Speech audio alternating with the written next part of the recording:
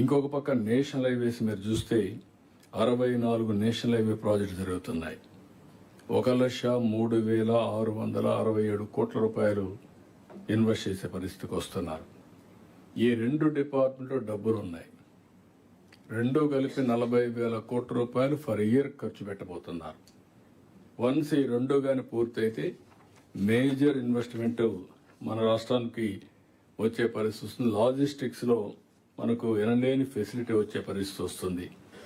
ఇది కాకుండా ఒక R&B మీరు చూస్తే I&I R&B దీంట్లో కూడా 10,000 కోట్లు ఖర్చు పెట్టబోతున్నాం.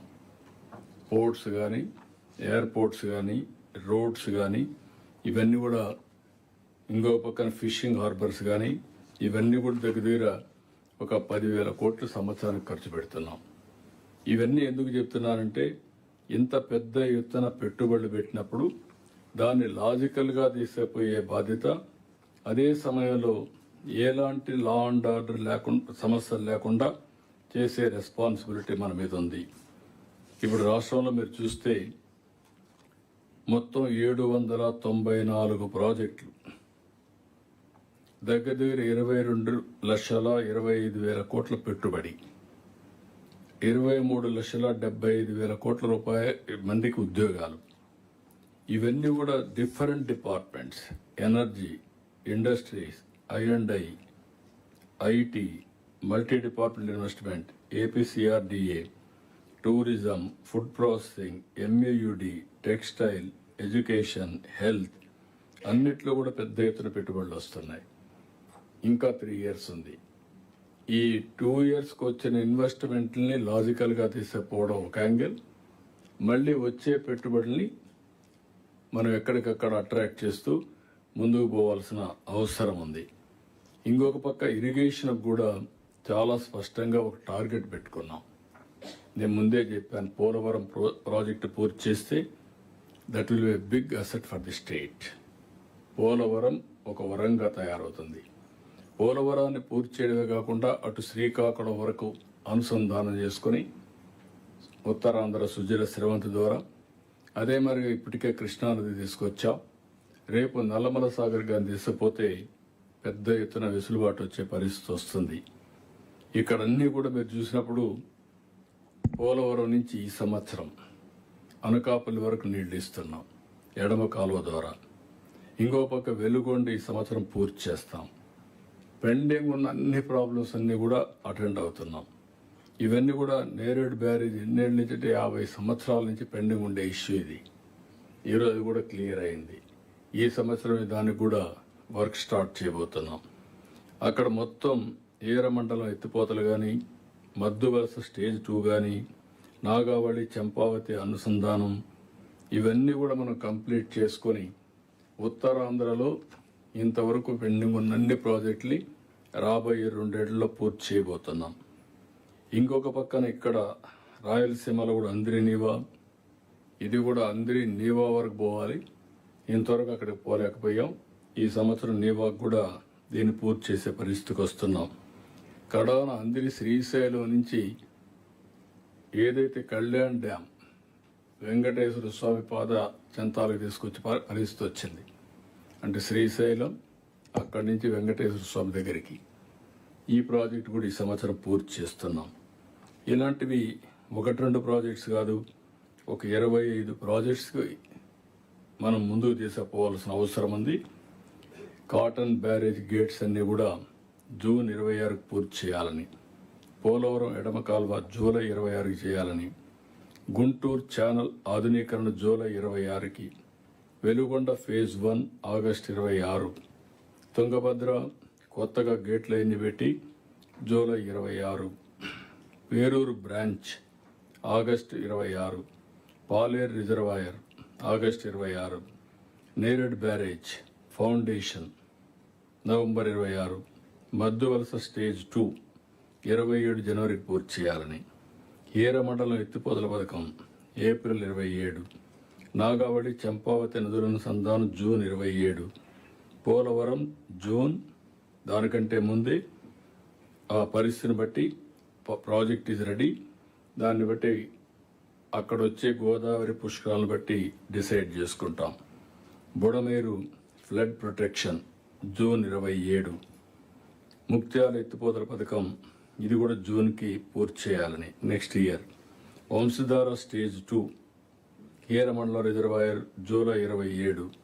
చింతలపూడి పథకం స్టేజ్ 1 జూలై 27.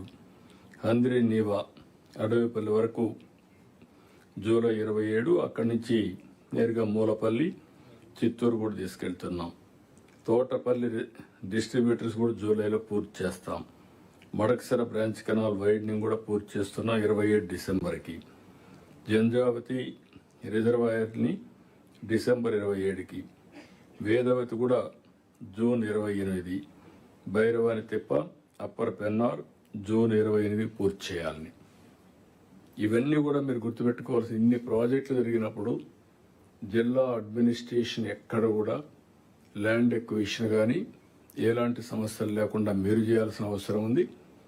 ఇంకొక పక్క కలెక్టర్స్ కూడా కోఆపరేట్ చేసుకొని మనం ముందుకు పోవాల్సిన అవసరం ఉంది.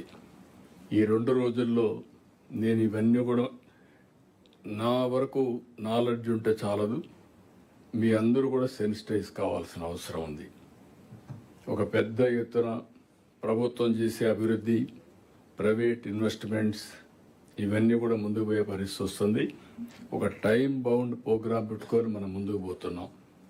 దయచేసి జిల్లాలో ఉండే అడ్మినిస్ట్రేషన్, కలెక్టర్, ఎస్పీ, ఆ జిల్లాలో ఉండే ప్లానింగ్ బోర్డు చైర్మన్, ప్రజాప్రతినిధులు మంచి పనులకు పొలిటికల్గా ఎంతవరకు ఇన్వాల్వ్ చేయాలో చేసి ప్రజల్లో ఒక మార్పు తీసుకురావాల్సిన అవసరం ఉంది.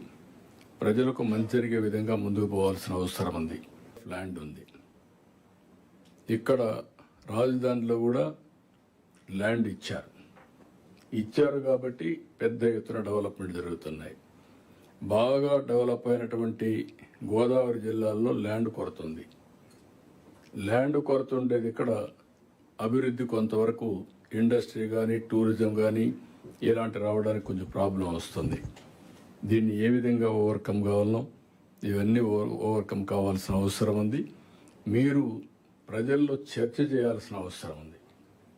కనీసం నేనేదో కొన్ని వేల ఎకరాలు వాళ్ళని ఇమ్మని నేను అన్నగాని వాళ్లే ముందుకొచ్చి ఎక్కడికక్కడ ఇండస్ట్రీ పెట్టడానికి ల్యాండ్ పూలింగ్లో వచ్చి వాళ్లే డెవలప్ చేసుకుంటే మనం బెనిఫిట్స్ ఇస్తాం, ఇన్సెంటివ్స్ ఇస్తాం. దానివల్ల ఆ ప్రాంతం అభివృద్ధి అవుతుంది. అందులో డబ్బులు వస్తే వాళ్ళకే వస్తుంది. ఇది కూడా మీరు మోటివేట్ చేయాల్సిన అవసరం ఉంది. ల్యాండ్ పూలింగ్ ఇది బెస్ట్ వే, నో లిటిగేషన్. కాకపోతే ల్యాండ్ ఎక్విజిషన్ విన్ సిచ్యువేషన్. ఈ 2 విషయాలు మీరు గుర్తుపెట్టుకొని ముందుకు పోవాల్సిందిగా మరొకసారి కోరుకుంటూ, ఈరోజు చాలాసార్లు కలెక్టర్స్ కాన్ఫరెన్స్ చేశాం కానీ అన్నింటికంటే భిన్నంగా ఈసారి జరిగింది. చాలా లోతుగా డిస్కస్ చేశాం. అటు కలెక్టర్స్ని కానీ ఇటు ఎస్పీలను కానీ కొన్ని టాస్క్ ఫోర్స్ కూడా పెట్టుకున్నాం. బెస్ట్ ప్రాక్టీసెస్ని ఇంకా మాస్టరైజ్ చేసి రాష్ట్రం మొత్తం స్కేలింగ్ చేయడానికి, లేకపోతే మీరు హ్యాండ్ హోల్డ్ చేయడానికి ఆ కార్యక్రమాన్ని కూడా పెట్టుకున్నాం. ఫస్ట్ టైం నా రాజకీయ అనుభవంలో ఒక కలెక్టర్ని ఇంకొక జిల్లాకు మెంటరింగ్గా, ఒక ఎస్పీని ఇంకొక జిల్లాకు బెస్ట్ ప్రాక్టీసెస్ మెంటరింగ్గా పెట్టుకోవడం ఫస్ట్ టైం. నాకు ఏమాత్రం అనుమానం లేదు, దీనివల్ల మంచి ఫలితాలు వస్తాయి. అలాంటి మంచి ఫలితాల కోసం 2 days ఇక్కడ మనందరం బ్రెయిన్ స్టార్మింగ్ చేశాం. అరుదైన అనుభవం. ఎవ్రీ టైం నేను కూడా ఇంప్రూవ్ చేసుకుంటూ వస్తున్నా. ప్రొసీజర్ని మీటింగ్ టు మీటింగ్ ఎట్లా ఇంప్రూవ్ చేయాలని ఆ విధంగా ఇంప్రూవ్ చేస్తున్నాం. Only I'm unable to do only one thing, time cut చేయాలి.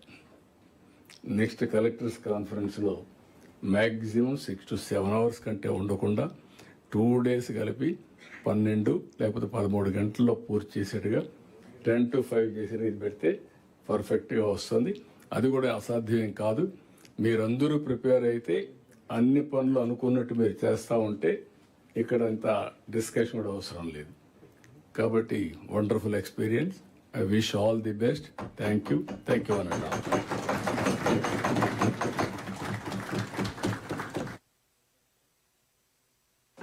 Vote of thanks by Nishant.